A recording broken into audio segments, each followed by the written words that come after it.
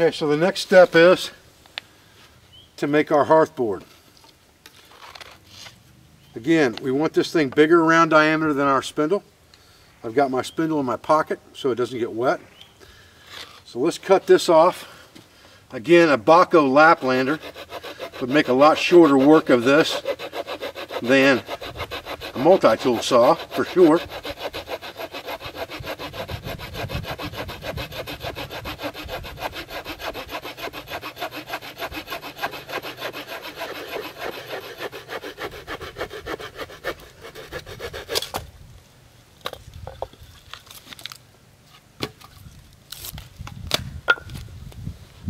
Okay. Start off with a piece about that big. I hope it's big enough in diameter. Remember that we can always make our spindle a little bit smaller if we need to, as far as the diameter of that spindle goes.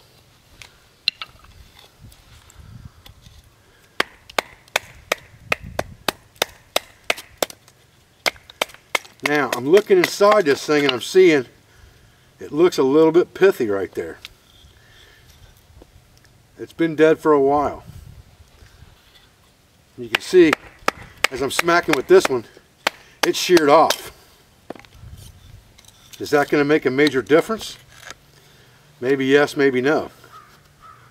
Cut into it with my knife, see what it feels like. It's not too bad. It's not too bad. Now let's cut this other side off.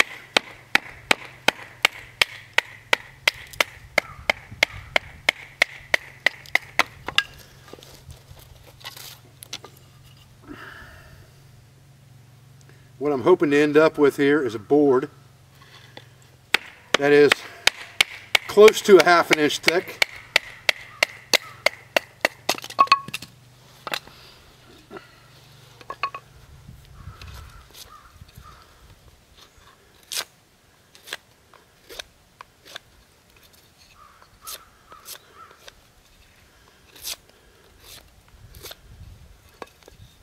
And I'm just going to shave this basically into a rectangle, about a ½ an inch thick and about this long.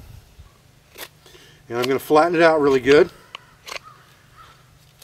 And about the finished thickness I want is about this right here. And you can see that's about the thickness of my thumbnail. And that's what I'd like to end up with for a finished thickness once I've carved this down.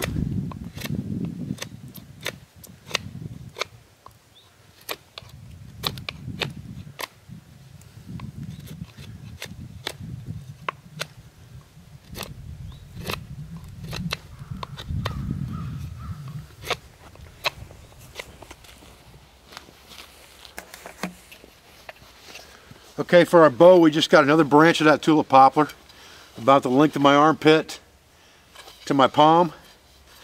Pretty straight branch. This doesn't have to be a bow. The difference is I'll have to run my spindle through the outside of the string instead of the inside of the string. If I put the spindle on the inside of the string without the curve, I'm going to have friction along the linear side of this bow, and I don't want that. So I'll have to put the spindle to the outside of the string so that the string is in between here and the spindle. If I had a curved piece of wood, I could go ahead and put it to the inside and it wouldn't matter. But I'm trying to use what we collected and not worry too much about going out and looking for a great bow and all of that stuff. So I just used one of these same tulip poplar branches, popped the bark off of it. I cut a notch in the back here, a notch in the front to tie the bank line to. Real simple procedure of cutting a log cabin notch and a quick stake notch or a 7 notch here, and that's where my string's going to run and hold, and I should be ready to go with that. Okay, so to attach our string to our bow, pretty simple process. I'm just going to take one end of this number 36 bank line. This is tarred mariner's line. There's a couple places you can find this on the internet. Most of the places you buy this is not going to be tarred properly. The stuff they carry at Walmart does not have tar on it anymore. Tarred line has been a standard since the early days of mariners. They tarred hemp rope all the time. This is a nylon tarred line.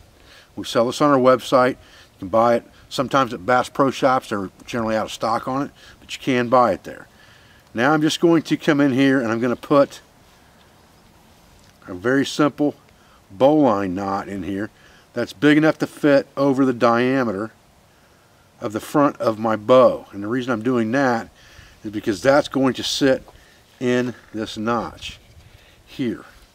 Then I'll pull it back here and I'll wrap it inside. So now I'm going to come back here, I'm going to come around to that 7 notch that I created, and I'm just going to come in here and pull this down through here just like that to create a half hitch. Keep it on top just like this. Pull it back against itself. So I've got this line straight across here. It doesn't have to be real tight at this point, because remember, I've still got to be able to load my spindle in here. I've got to give myself a little bit of slack. Then all I need to do is wrap it around here a couple of times, and I can finish this back here on the handle with a clove hitch. So I can come around here and wrap it, and on the last wrap I want to make sure that I have an X to go through, just like if I were lashing. I want to go through that X with my tag so that I have that clove hitch style knot, and it's not going to come undone on me.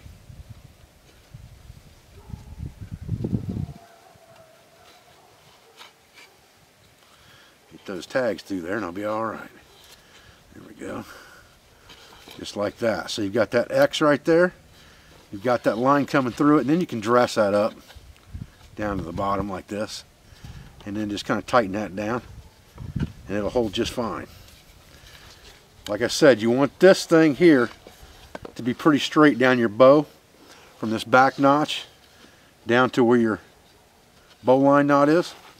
You got to have a little bit of slack in there. This is going to stretch a little bit on you at first, so if you got a little slack, it's okay.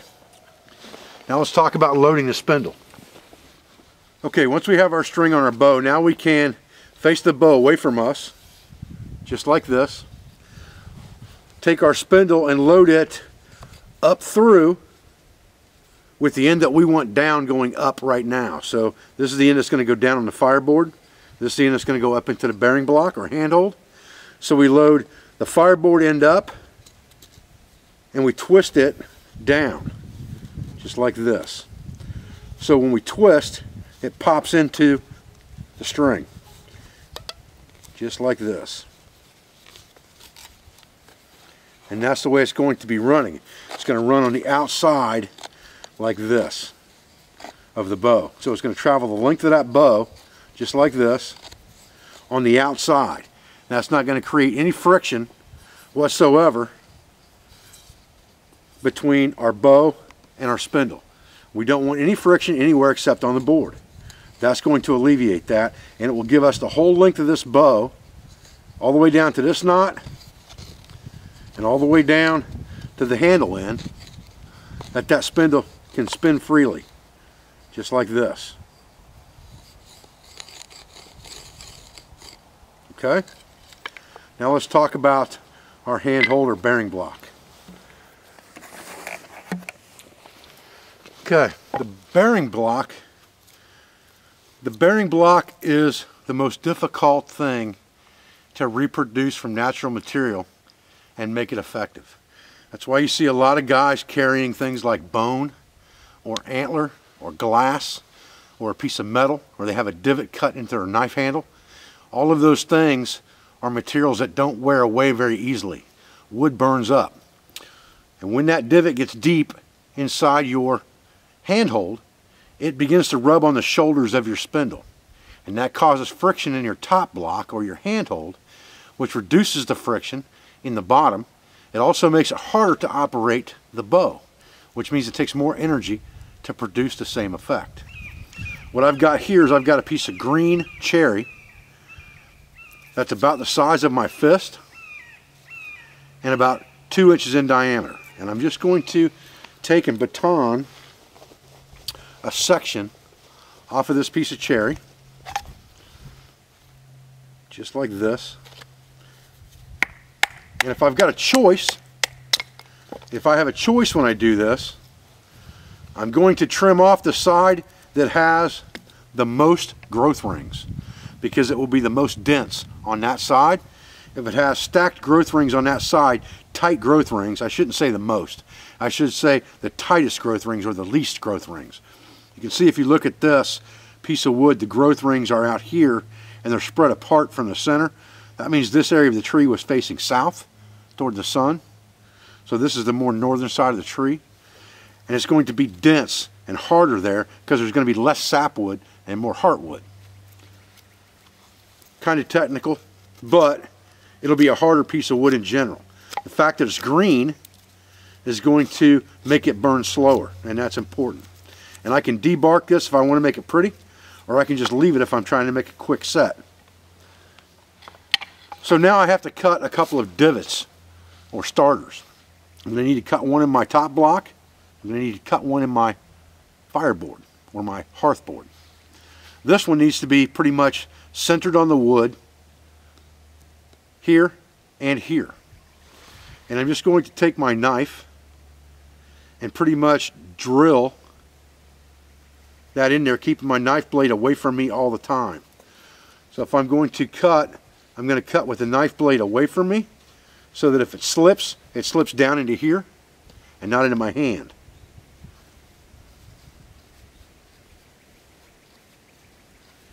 And I'll turn this thing over and do the other side. And if you've got a good hard piece of wood, you're not going to have to cut that divot real deep.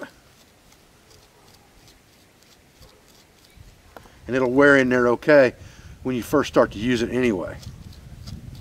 This is a good dense piece of wood. I can tell by that thick fuzz it's creating right there where the grain of the wood is.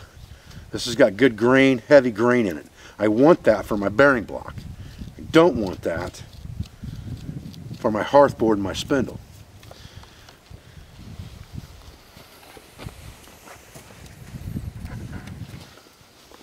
And once I get that divot put in there, I can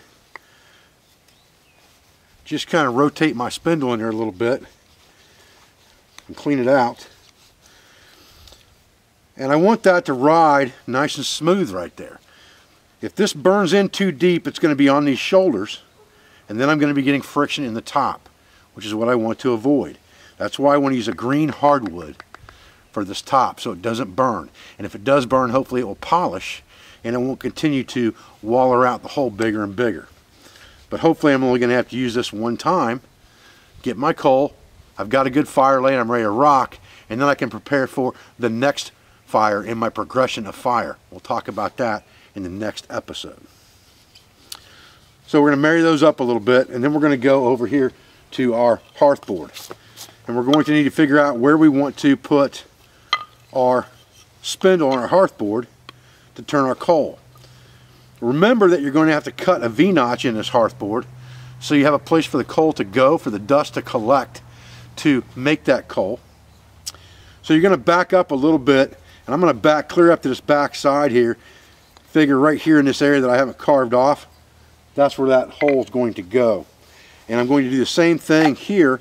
I'm going to dish that thing out just like this, keeping the knife away from me and just cutting a divot in there just like that. And all I need is a spot in there deep enough that that spindle will rest in there, because the deeper I cut this now, the less fireboard I'm going to have when the time comes to make my ember. And that's important to understand as well. With a thin fireboard, you may only get one shot before you've got to change this and go somewhere else. And again, I'm going to do the same thing. I'm going to take my spindle and put it on here, and I'm going to turn it a little bit on a solid surface and kind of marry it up with my arm my arm strength a little bit here, so that when I put it in there, it marries up quickly. It doesn't slip and jump around on me. So you can see I've put that divot in there now. Now I'm ready to what's called burn it in, which means I'm going to spin the spindle on the board to create a hot spot right there and burn it into the board, and that will tell me if it turns the right color of black that this set is probably viable. So we have our bow, we have our top block or our bearing block, we have our spindle, and we have our hearth board. This is tulip poplar. soft wood. Doesn't matter what species, soft wood. Willow will work, cedar will work, white pine or pine will work if you use the sapwood and not the heartwood. Spindle is made from the same material. The bearing block is a hard piece of green hardwood.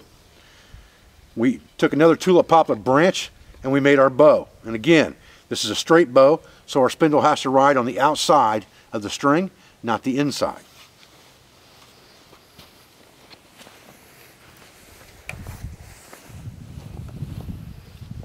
Alright, so now we're going to get ready to burn this in. I've got a piece of wood leaned up against my board.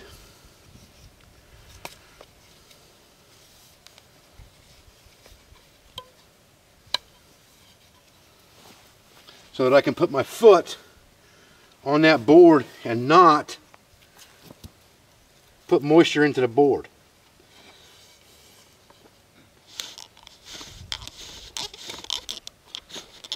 Right now I'm just trying to see that this thing's going to ride smoothly.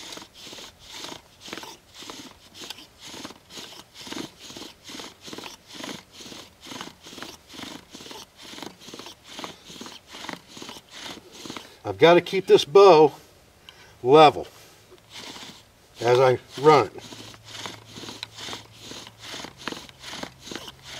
Just like that. Now what I'm looking at is I'm looking at two things. I'm looking at my bearing block to make sure that it's not expanding too much. I'm looking at the top to see how bad it's starting to shoulder out. And I'm looking for color here and color here. Before I decide I'm going to go after this for real, I've got a couple things to consider. I tightened up my bowstring just to make sure it was good and tight.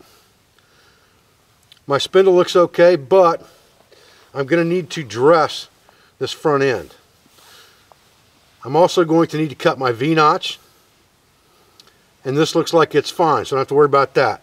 These two things need to be worked out. Then I'm going to need something to catch my coal, and I can use anything like this flat piece of wood for that to catch my coal on top of. This is my board to make sure that I don't put moisture into the rest of my board. In case I have to use it later, I put my foot on this. We're going to need a V-notch here. We're going to need to dress this top point, and then we should be ready to rock and roll and try to get a coal. First of all, let's address this. We're just going to come in here and knock that shoulder off at the top. I don't want to knock that burnt area off because as it's burning, it's hardening. So I just want to come in below that and create a new angle there that goes up to that point but doesn't knock it off. Just a little control right there and we'll be fine. Just like that. Again, remember, preparation of the material is the key to the success here. Okay, that should be all right. Now we can save all these little shavings for our fire lay, but we're not going to talk about that right now, so we won't worry about it. Now we need to cut our V-notch. Our V-notch needs to come in at an angle across here and across here. A lot of the notch size and width have to do with the material that you're using. If you're using a lighter material, a softer material, you can generally get away with a smaller notch, but you're going to need more width on that notch, especially with a poplar type material, because it comes out in fibers. Your charcoal will be created in fibers that will be kind of long and stringy. They have to have a lot of oxygen flow to get a good ember. So what I like to do with my fireboards when I'm using poplar is I'll come in here and I'll cut a V-notch just like this, coming in from at an angle.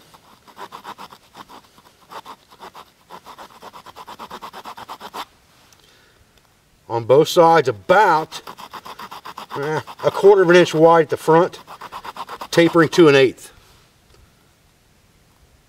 And I want that notch to pretty much end right at the edge of my burn end. So when I pop all that stuff out of there and go to clean this up with my knife, you can see that that notch is right at the edge of where I burned that in, coming in there at a V. I've got to make sure that I've got an area that that dust can spill over. So I'm going to clean that out just a little bit and give it a little bit of a ramp right there. On the bottom side, I want to make sure I'm getting plenty of oxygen flow. So what I'll generally do is I'll come in here on the bottom side and I'll carve in just a little bit at an angle here and here to create a little bit of a V underneath there, right here and here, so that oxygen can flow in from the bottom and get to my ember. And I think that's all important stuff. And all of those little variables like that, those little subtle nuances, are things that can get you messed up. Remember, you only want to have to do this one time if you can help it. So the better preparation you do to begin with, the better off you're going to be. That board's not very thick. You may only have one bite at the apple here. Now that we've got those things straightened out, we're ready to try to get it done.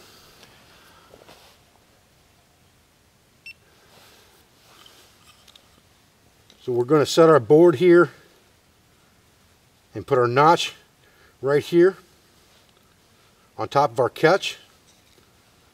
Set our foot placement right here, as close as we can get to our hole without rubbing our foot with the spindle and the bow.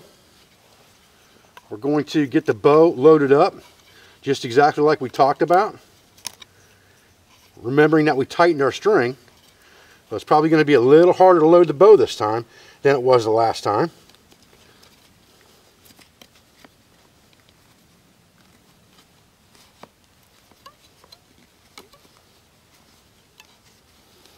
I like to get mine in the middle if I can, or pretty close to the center. We'll get ourselves on here and get comfortable.